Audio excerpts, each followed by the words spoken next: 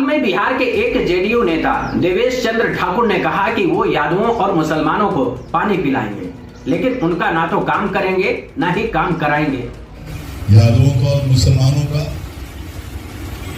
आइए, चाय पीजिए, मिठाई खाइए, काम के बारे में मत बोलिए, मैं आपका काम नहीं करूंगा।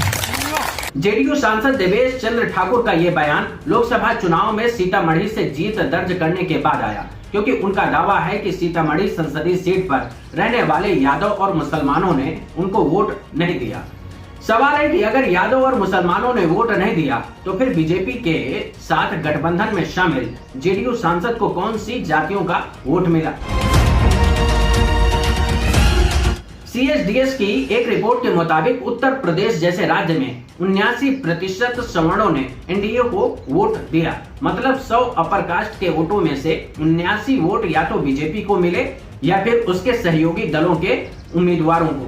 इसका फायदा भी सवर्णों को बहुत मिला, क्योंकि फोर्ब्स बिलियनियर रैंकिंग के अनुसार 2013 में भारत की कुल संपत्ति में 80.3% हिस्सा सवर्णों का था, जबकि 17.8% हिस्सा ओबीसी के पास और 1.8% एससी के पास था।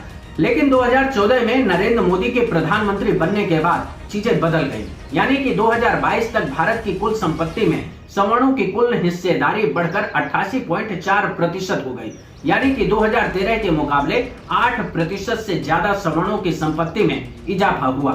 वहीं ओबीसी की हिस्सेदारी 2013 के मुकाबले आधी यानी कि 9.0% रह गई और एससी की बात करें तो 2013 के मुकाबले मामूली सी बढ़त के साथ 2.6% तक पहुंची। तो सांसद साहब, आप क्यों पीछे रह गए?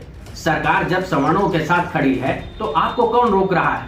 वैसे जेडीयू के सवर्ण सांसद देवेश चंद्र ठाकुर ने तो खुलकर ये बात कह दी कि वो यादवों और मुसलमानों का काम नहीं करेंगे, लेकिन सच ये है कि अगड़ी जातियां आज भी पिछड़ी और एससी एसटी का जहां मौका मिलता है वहां हक मारने की कोशिश करती हैं।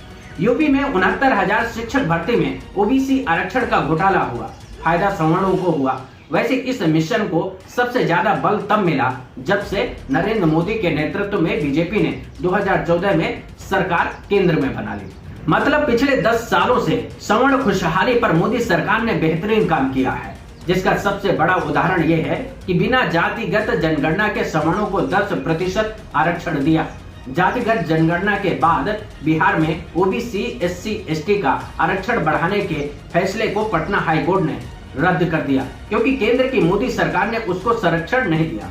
मंदिरों का कायाकल्प किया गया, सरकारी पीएसयू को बेचा गया और सरकारी नौकरियों को प्राइवेट हाथों में देकर आरक्षण को खत्म किया गया, ताकि ओबीसी एससी एसटी इसका लाभ ना उठा सकें।